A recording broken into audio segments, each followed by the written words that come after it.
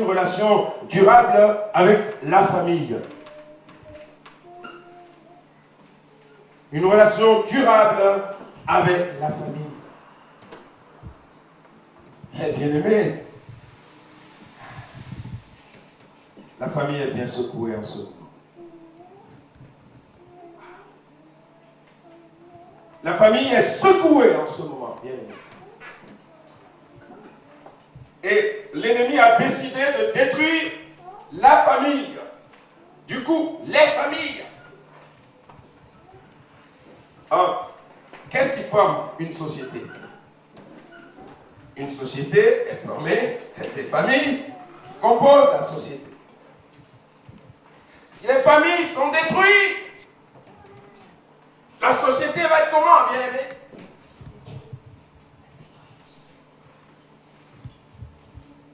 Bien-aimés, les enfants de Dieu doivent être les garants d'une relation durable avec la famille. Alléluia!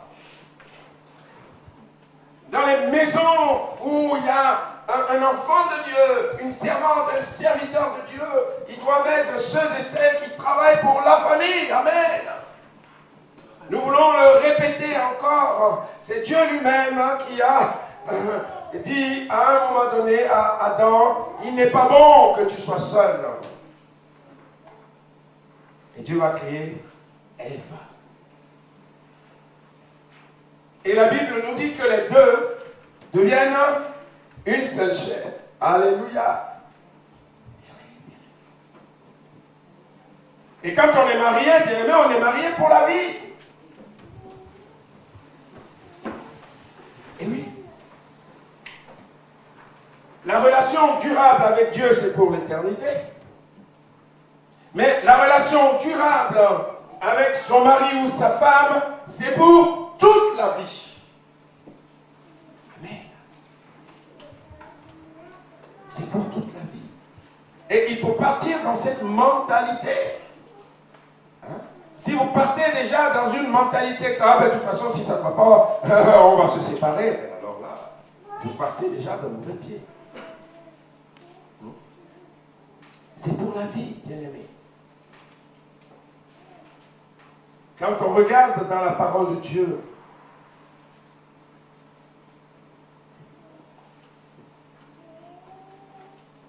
dans 1 Corinthiens, chapitre 7, verset 11,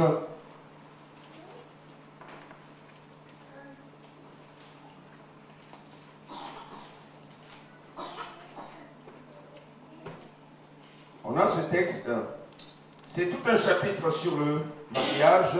Au verset 10, par exemple, l'apôtre dit à ceux qui ne sont pas mariés, j'ordonne, non pas moi, mais le Seigneur, que la femme ne sépare point de son mari. Vous voyez? Mais elle va même plus loin, si elle est séparée, qu'elle demeure sans se marier, ou qu'elle se réconcilie avec son mari.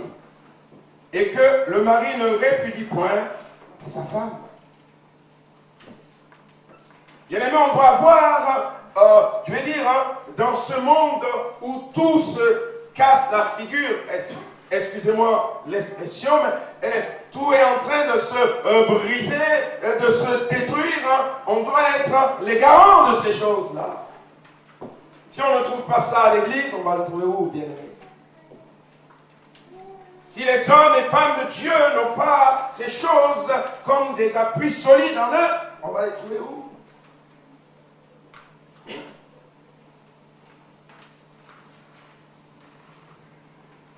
On a besoin de cela, bien aimé. Vous savez, le Seigneur Jésus va avoir affaire aux pharisiens, justement à propos de ce thème-là. Et ça va être quelque chose où le Seigneur va donner des enseignements. Dans Matthieu chapitre 19,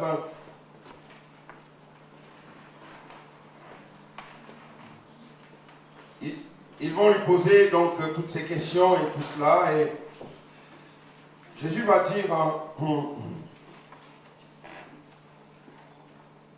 on peut le lire à partir du verset 3, les pharisiens l'abordèrent et dirent, pour l'éprouver est-il permis à un homme de répudier sa femme pour un motif quelconque, il répondit, n'avez-vous pas lu que le Créateur, au commencement, fit l'homme et la femme, et qu'il dit, c'est pourquoi l'homme quittera son père et sa mère, et s'attachera à sa femme, et les deux deviendront une seule chair. Ainsi, ils ne sont plus deux, mais ils sont une seule chair, que l'homme donc ne sépare pas ce que Dieu a joint. Alors ils vont dire, mais pourquoi donc? Lui dirent-ils, Moïse a-t-il prescrit de donner à la femme une lettre de divorce et de la répudier? Il leur répondit, c'est à cause de la dureté de votre cœur que Moïse vous a permis de répudier vos femmes au commencement. Il n'en était pas ainsi. Mais je vous dis que celui qui répudie sa femme sauf pour infidélité et qui en épouse une autre commet un adultère. Et celui qui épouse celle qui a été répudiée commet un adultère. Ses disciples lui disent, ah, si telle est la condition de l'homme à l'égard de la femme, il n'est pas avantageux de se marier. Bien aimé, il faut que ces choses soient claires dans notre tête. Après, vous avez des cas spécifiques et que chaque pasteur est amené à gérer. Mais il faut qu'on ait, bien aimé, la base de la parole de Dieu inscrite en nous. Amen. Si je me marie, c'est pour la vie. Alléluia. C'est pour tout le temps que Dieu va nous permettre de rester ensemble. Alléluia. On ne se marie pas pour 6 mois. On ne se marie pas pour 2 semaines. Non, bien aimé. Il y a un pays où on se marie pour 1 heure.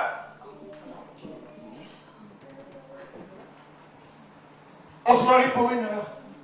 Et puisque c'est interdit dans la loi de coucher avec la femme ou l'homme sans le mariage, alors ils ont inscrit cela. Vous vous mariez pour 1 heure. Comme ça, vous faites ce que vous avez à faire. Et après, vous faites le divorce.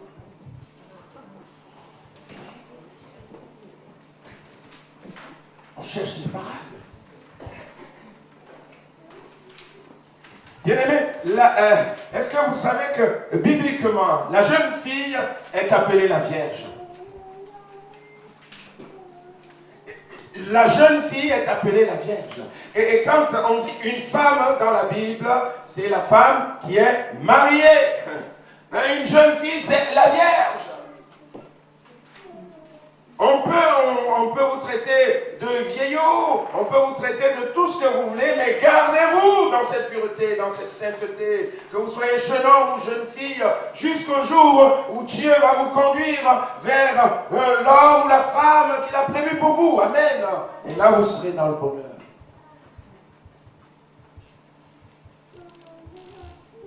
Vous le trouvez dans 1 Corinthiens, par exemple, 7, verset 34. Il y a de même une différence entre la femme et la vierge. Vous voyez? Ce sont des choses tellement claires dans la parole de Dieu. Et Jésus, même à son époque, a identifié le concubinage.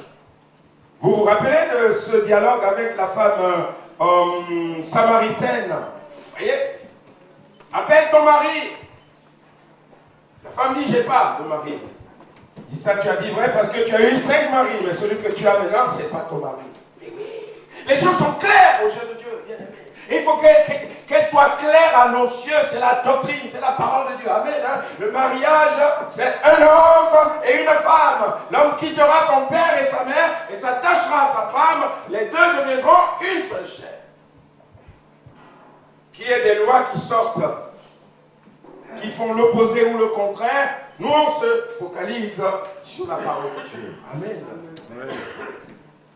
Si quelqu'un vient nous voir avec d'autres pensées, on va l'aimer comme le Seigneur aime. Le Seigneur aime le monde. On est appelé à aimer tout le monde, malgré leur religion, malgré leur nationalité. On aime tout le monde. Mais on est ceux qui disent la vérité. Amen. Ceux qui parlent et qui prêchent la parole de Dieu. C'est ce que Dieu a dit et nous allons le garder, bien-aimés. Alors soyez des artisans, là où vous êtes, pour une relation durable pour vos familles. Bien aimé, la famille, ça ne s'arrête pas. À l'homme, à la femme, il y a les enfants. Les enfants sont invités à être obéissants. Amen. Les enfants sont invités à honorer les parents. Les parents sont invités aussi à ne pas être, disons, des occasions de dispute ou de chute pour les enfants. Vous voyez donc, la parole de Dieu ne nous laisse pas comme cela sans enseignement. Il y a tout un enseignement là-dessus. Donc, soyons des artisans de nos familles. Et que la grâce de Dieu soit sur nous. Alléluia. Que dans la famille, il puisse y avoir quelque chose de très très bon. Marie, aimez vos femmes comme Christ a aimé l'Église. Alléluia. Hein? Aimez vos femmes comme Christ a aimé l'Église. Ah. Comment est-ce que Christ a aimé l'Église? Il a donné sa vie pour elle. Hein? Femmes, soyez à vos maris comme au Seigneur. Car le mari est le chef de la femme, comme Christ est le chef de l'Église. Moi, c'est avec joie que j'aime obéir à Christ. Amen. C'est un bon chef. Il faut que les maris soient des bons chefs à la maison. Alléluia. Il faut que les femmes ne cherchent pas des complications, ne cherchent pas à expliquer. Un jour, j'ai écouté une prédication sur soumise. Finalement, il aurait pu écrire lui-même une autre Bible. Bien aimé, gardons les choses comme c'est écrit et demandons à Dieu de nous aider. Et tout simplement, j'ai écouté une prédication. C'est marqué soumise.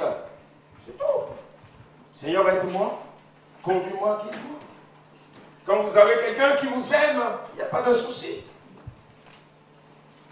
Mais là, de toute façon, le Seigneur, quand il va venir, bien aimé, si moi, je n'aime pas ma femme, je peux répondre, oui, elle n'était pas soumise ou quoi que ce soit. Chico, je ne t'ai pas demandé si ta femme était soumise. Est-ce que tu as aimé ta femme? Tout simplement. Chacun répond pour lui, bien-aimé. Amen. Hein? Donc s'il y a quelque chose qui est difficile, communiquez. Il était question là tout à l'heure de la communication. Pour que dans le couple, ça puisse bien marcher. Et les enfants, soyez obéissants. C'est important. Hein? Quand il y a des enfants qui répondent à leurs parents, oh là là, tu dis d'accord. C'est ton père. Dieu, tu ne le vois pas, mais ton père, tu le vois. Et ton père est comme Dieu. On parle de famille normaux. Parce qu'il y a toujours des exceptions. Il y a des pères qui, malheureusement, on ne peut pas réellement les appeler pères, au vu de certains faits. Mais les familles normaux, les enfants doivent être obéissants. Amen. Hein? Quand papa dit quelque chose, quand maman dit quelque chose, les enfants qui me doutaient là, soyez obéissants. Amen. Alléluia. Parce que vous avez une promesse. Hein? Amen. Hein? Honore ton père et ta mère. Il dit, enfants, obéissez à vos parents, selon le Seigneur, car cela est juste. Honore ton père et ta mère. Hein? C'est le premier commandement, avec une promesse, afin que tu sois heureux, que tu vives longtemps sur la terre. Et vous, parents, et vous, pères, n'irritez pas vos enfants, mais élevez-les en les corrigeant, en les instruisant dans le Seigneur. Amen. Hein? Que Dieu permette qu'il y ait des familles où il y a l'instruction religieuse. Amen. Où de temps à autre, ils sont tous assis. Alléluia. Avec le papa, la maman, et les enfants sont là, et ils partagent la parole de Dieu ensemble. Ils louent le Seigneur ensemble. S'il y en a qui font de la guitare, ils font de la musique ensemble. Amen. Qu'il y ait la grâce de Dieu dans nos familles. Gloire à Dieu. Donc cela est important. La famille, donc, ce n'est pas que le père, la mère et les enfants, mais il y a les anciens. Il y a des gens, chez nous, on les appelle les vieux avec respect. Ici, on les appelle les anciens. Hein? Bien aimé, il il y a des anciens qui sont laissés de côté. Il y a des anciens qui sont mis comme au garage. Mais notre relation durable va jusque-là, bien-aimés. Amen. Même avec les anciens, on a des conseils que Dieu nous a donnés dans la parole de Dieu. Et ces conseils, nous devons les suivre. Dans 1 Timothée, nous avons quelque chose de formidable pour les anciens. 1 Timothée, chapitre 5.